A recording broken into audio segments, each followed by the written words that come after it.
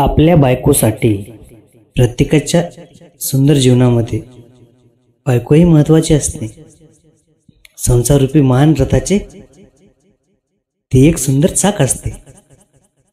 सुखदुःखाच्या प्रसंगात ती नवऱ्याची अर्धांगिनी असते. मुलावर संस्कार घडवण्याच्या तिचीच भूमिका महत्त्वाची असते.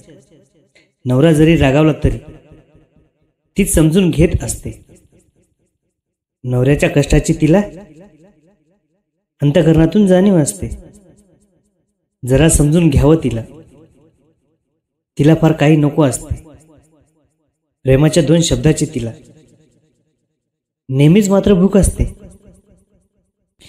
मुला मुलीचं कल्याण करणं हेच तर तिचं ध्येय असते.